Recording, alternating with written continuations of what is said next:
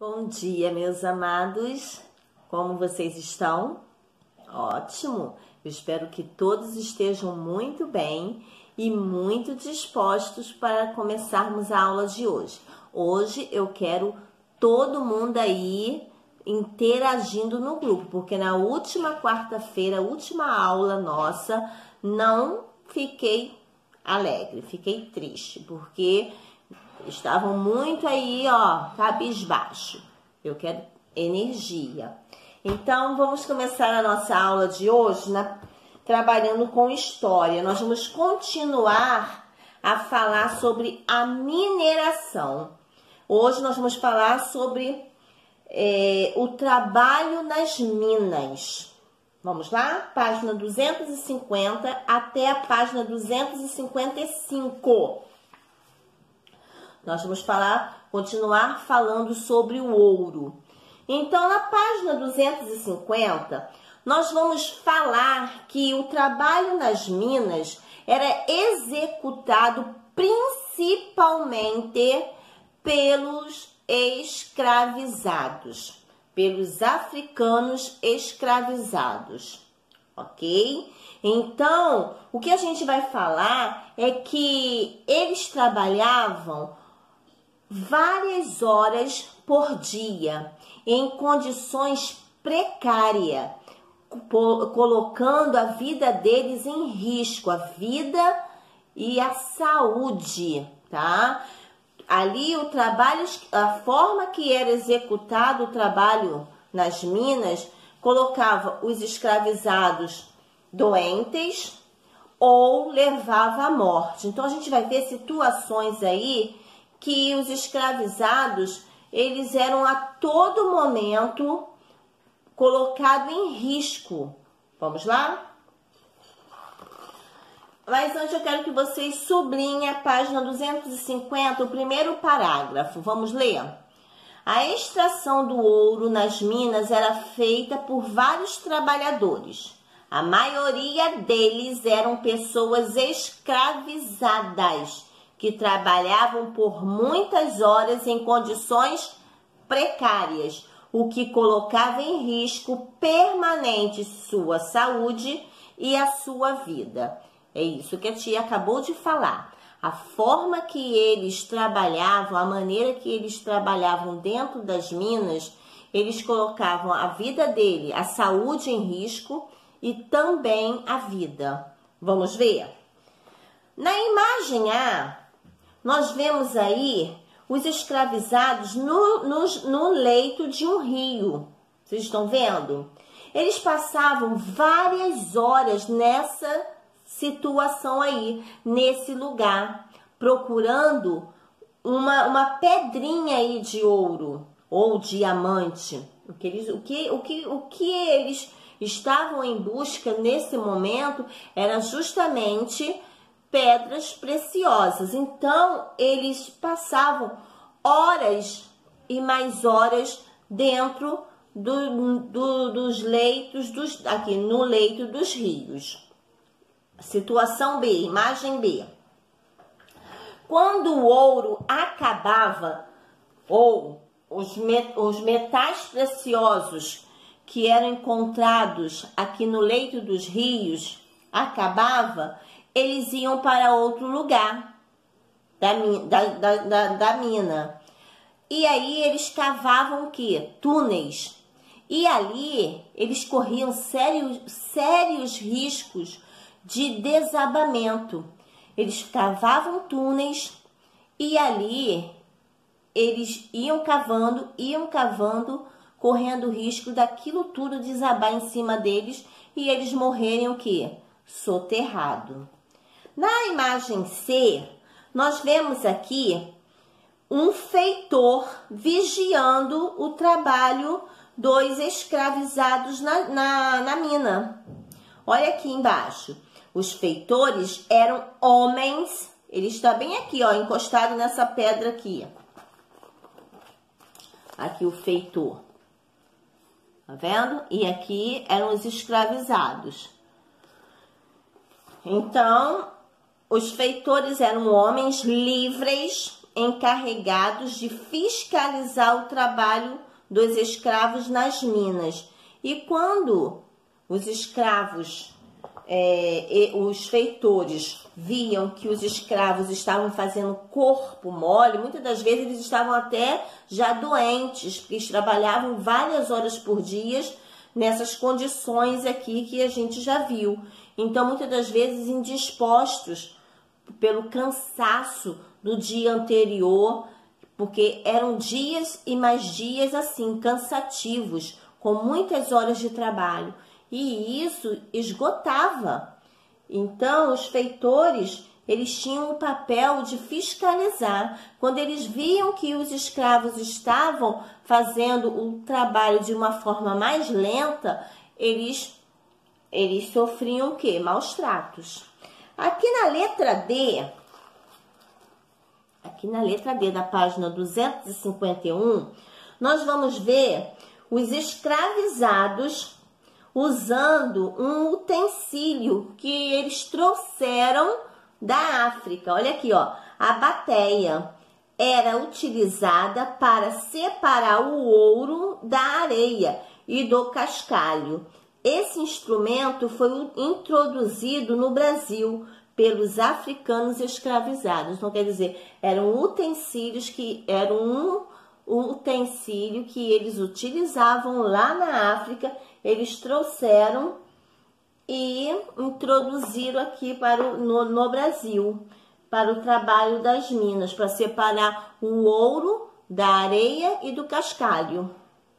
Aqui, nessa imagem aqui, vocês irão fazer o que está sendo pedido, para vocês circularem as situações que nós já vimos, tá? Olha aqui, ó, circule na pintura acima os detalhes A, B, C e D mostrados nestas páginas, ou seja, vocês vão mostrar as situações da forma que os escravos trabalhavam, sendo vigiado pelo feitor, cavando túneis, trabalhando nos leitos dos rios, minerando ali a areia no leito dos rios, tá? E agora a gente vai ler aqui na página 251 o século do ouro. O século do ouro, alguém sabe qual foi o século? O século XVIII. O século XVIII ficou marcado pelo achado, pelo achado do ouro no Brasil. Nós sabemos que o ouro foi encontrado em Minas Gerais, não foi? Pois bem, então no século XVIII ele ficou conhecido como o século do ouro. E nesse mesmo século, né, quando o ouro foi descoberto no atual estado de Minas Gerais, né, as pessoas começaram a correr, começaram a querer ir para o atual estado de Minas Gerais em busca de enriquecimento, não foi? Pois bem, mas nesse mesmo século, no século XVIII, no finalzinho, o ouro já foi se esgotando. No finalzinho não, né? O ouro começou a se esgotar, começou a cair a procura. Então, no mesmo século, quando foi descoberto, houve aquela ascensão e também houve o declínio. Vamos ler aí. No século XVIII, a exploração do ouro tornou-se a principal atividade econômica do Brasil. Sublinhem. Porém, a atividade mineradora entrou em declínio já no final desse século, por causa do esgotamento das jazidas. Em razão da importância dessa atividade econômica, alguns historiadores chamam esse período de século XVIII, de século do ouro, desculpa. Então, o século XVIII ficou conhecido como o século do ouro, por causa do início que foi encontrado, né? E também pelo seu declínio no final, por causa do esgotamento das jazidas de ouro. ok? Então agora vocês irão fazer a página 252. Mas vamos continuar estudando aqui na página 253, onde nós vamos relembrar algo que a gente estudou anteriormente. Se lembram quando em 1763 a capital do Brasil passou a ser o Rio de Janeiro? Pois bem, por quê? Qual era o objetivo da capital ser aqui o Rio de Janeiro? Devido ao porto que se tinha aqui, porque tudo que era tirado do Brasil saía-se da onde? Do porto do Rio de Janeiro. Então, para se ter um controle maior do ouro que era retirado das minas, os impostos que eram cobrados pela coroa portuguesa, então eles teriam um poder maior de controle desse ouro, desses impostos serem cobrados com mais o quê? Com mais exigência. Então a capital do Brasil passou a ser o Rio de Janeiro. Então vamos lá, na página 253, o controle das minas. Eu quero que vocês sublinhem aí. A exploração das minas era controlada por Portugal, que tinha como objetivo arrecadar o máximo de riqueza possível por meio da cobrança de impostos. Então, tudo que era retirado das minas era cobrado, se tinha um imposto a ser pago pelos donos de quem encontrasse o ouro. Então, o que a coroa portuguesa fez? Ela criou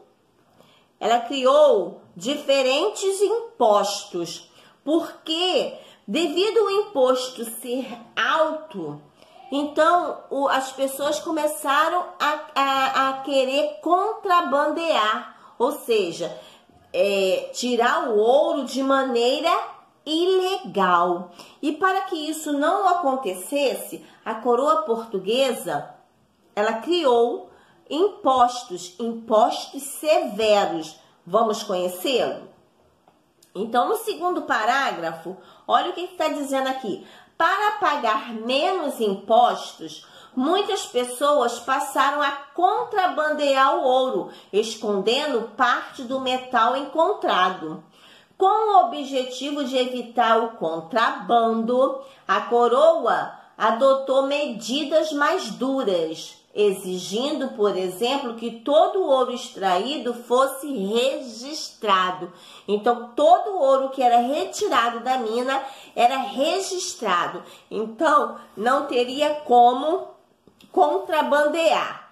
Vamos lá? Sublinharam? Olha aí o ouro sendo marcado, sendo registrado. Olha aí, ó, barras de ouro registradas com as marcações da coroa portuguesa. Ao se fazer o registro, parte do ouro era recolhida como forma de impostos. Olha como eles eram espertos, né, gente?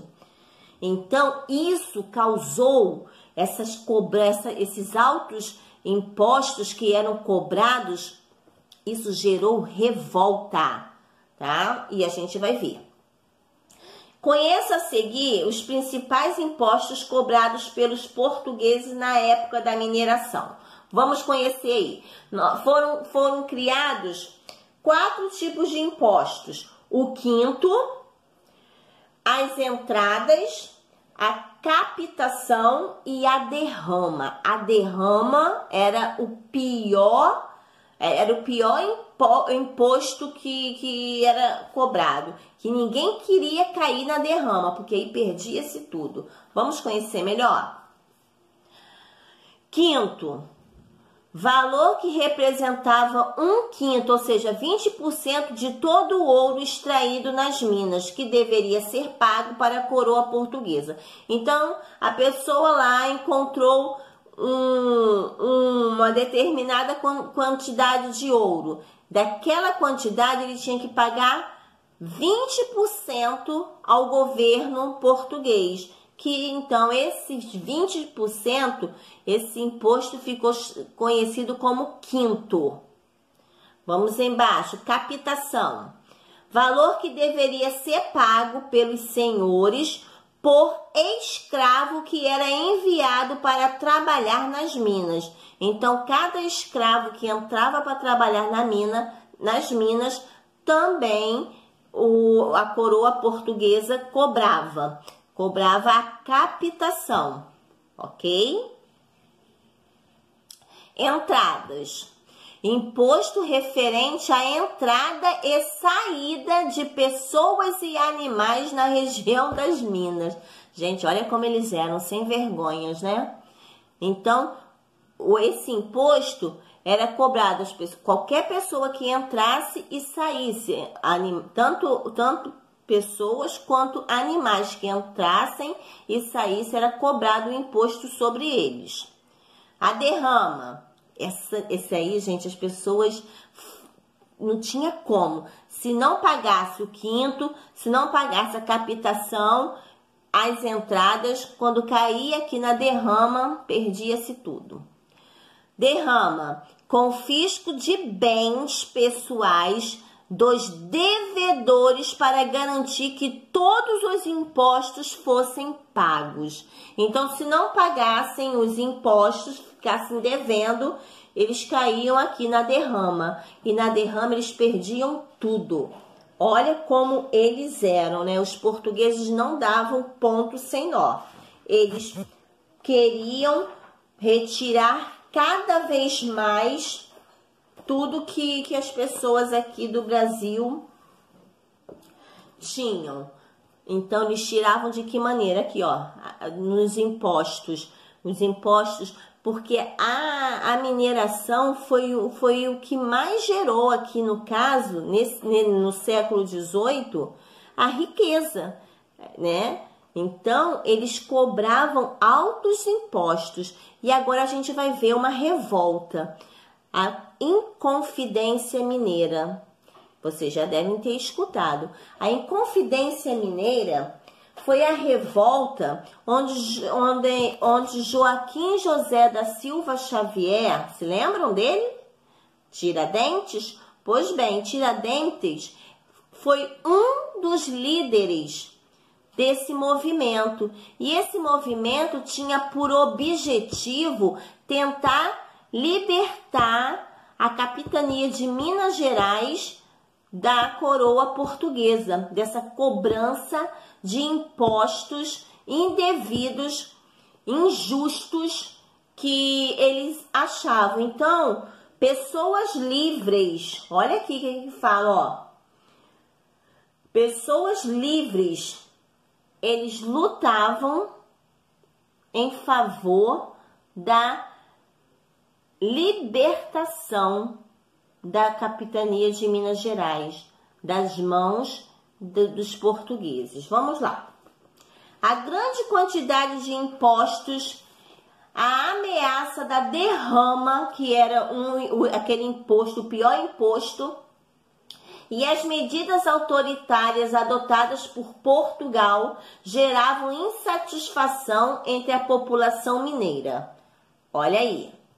Assim, em 1789, uma parte da população livre de Minas Gerais se revoltou contra a coroa portuguesa e lutou pela independência, pela liberdade e para que fosse estabelecida uma república na região. Ou seja, eles queriam a independência de Minas Gerais, que não fosse cobrado, que até fosse cobrado, mas só que devido à quantidade de ouro que estava se extraindo das minas, então eles cresceram o olho. Então os impostos eram cobrados injustamente, impostos altíssimos que a coroa portuguesa cobrava dos mineradores, das pessoas que estavam ali trabalhando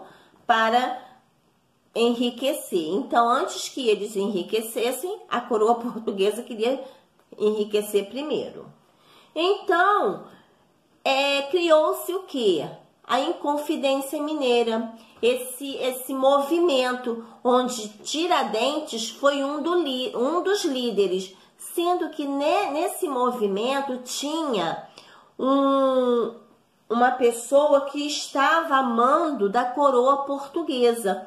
Então, ele fazia parte dessa reunião e tudo que era combinado nas reuniões desse movimento era contado para a coroa portuguesa. Então, esse movimento foi denunciado. Tiradentes foi o único que foi condenado à morte e os outros foram presos, exilados, expulsos dali de Minas Gerais. Então, vamos ver aqui embaixo, olha, o que a tia falou. Entre as pessoas que participavam da organização do movimento estavam comerciantes, fazendeiros, militares e padres. Contudo, um dos participantes delatou os planos para as autoridades e a revolta não chegou a acontecer. Muitos rebeldes foram presos e exilados, ou seja, esse movimento não deu certo. Por causa do quê? Porque tinha um delator. Então, tudo que era combinado ali nessas reuniões, nas reuniões que eram feitas, a coroa portuguesa ficou sabendo. Então, o plano, o projeto deles não se concretizou. Tanto que Tiradentes foi morto, enforcado, e o que aconteceu com Tiradentes ficou como exemplo, né, para que ninguém se rebelasse contra a coroa portuguesa, porque senão teria o mesmo fim daquele líder. Estamos até aí entendido? Então vamos ver aqui embaixo outro tipo de revolta. Agora, essa revolta não aconteceu em Minas Gerais, mas aconteceu na Bahia, com outro objetivo. Aqui em Minas Gerais, a organização, a Inconfidência, o grupo, estava lutando pelo quê? Liberdade de Minas Gerais e eram contrários o quê? A cobrança de impostos. Agora, na Conjuração Baiana, eles lutavam olha aqui, eles lutavam pelos salários mais justos e pela libertação dos escravizados. Vamos ver? Vocês sublinharam aí o primeiro e o segundo parágrafo da Inconfidência Mineira? Então tá bom. Vamos sublinhar agora. A Conjuração Baiana. A insatisfação contra o domínio português não acontecia somente na região mineira. Em Salvador, por exemplo, também teve início um movimento de revolta, a chamada Conjuração Baiana, ocorrida em 1798. Reuniu grupos populares, além de pessoas da elite. Seu principal líder foi o médico e político Cipriano Barata. As reivindicações dos rebeldes incluíam o direito a salários mais justos e a libertação dos escravos e a proclamação da República. Porém, antes que a revolta ocorresse, os conjurados foram descobertos e punidos. Então, vocês viram aí que havia naquela época também revoltas. Pessoas insatisfeitas com a coroa portuguesa, com o governo português. Em Minas Gerais, as pessoas queriam a independência de Minas Gerais e não estavam de acordo com a cobrança dos altos impostos. Em Salvador, na Bahia, o médico Cipriano Barata, que foi um dos líderes, lutava juntamente com as pessoas da elite, ou seja, pessoas que tinham situações, que tinham dinheiro, lutavam em favor do quê? De salários justos, da proclamação da República e também pela liberdade dos escravizados. Então, naquela época, no século XVIII, as revoltas já ocorriam. Na página 255, nós vamos falar sobre os impostos na atualidade, nos nossos dias. Vocês acham que vocês pagam imposto? Ou seja, os pais de vocês pagam impostos? Sim, eu vou responder para vocês que sim. Nós pagamos impostos sobre tudo que compramos. Sobre um lápis, sobre um livro, sobre uma roupa, sobre a comida que comemos, sobre as frutas que comemos. Então, nós pagamos impostos de tudo que usamos, de tudo que compramos. O papai paga imposto do carro que ele tem, da casa que ele tem. E tia, o que se faz com esse dinheiro arrecadado dos impostos? O governo, ele tem por obrigação de investir nos serviços públicos. Quais serviços são esses? Saneamento básico, hospitais, escolas públicas, policiamento, transporte, obras para a melhoria da cidade. Então, o governo, ele tem essa obrigação de arrecadar os impostos e investir nos serviços públicos. Aí, o que acontece? A pergunta que não quer calar. Vocês acham que o governo, ele tem investido corretamente nos serviços públicos? Vocês estão tendo, nós estamos tendo serviços públicos de qualidade? É a pergunta que a tia faz para vocês. Então, o que vai acontecer? Eu quero que vocês leiam agora as páginas, a página 250 até a página 255. Eu quero que vocês façam uma leitura detalhada, que vocês vão ter mais informações, porque não tem como a tia falar tudo aqui, porque a tia não pode fazer vídeo grande. Então, vocês vão ler e vocês vão encontrar outras informações. E vão fazer a página 252. Depois, vocês pegarão o caderno de história, farão o cabeçalho e responderão aqui as perguntas da página 255, tá? A, B e C, onde tem um caderninho. Vocês vão ter como base aí esse gráfico e vão responder A, B, C e D. Eu também quero a D. E também vocês farão a página 256, que é uma entrevista, tá bom? Então, a tia vai deixar vocês fazendo. Qualquer dúvida, vocês podem perguntar, tá? Que a tia está aqui aguardando. E tenham uma ótima aula, tá? Um beijo no coração de vocês. Daqui a pouco a tia volta para nós corrigirmos. E eu quero que vocês postem a página, o caderno, página 255 e 256, tá bom? Vocês vão postar. Eu vou aguardar. Beijos!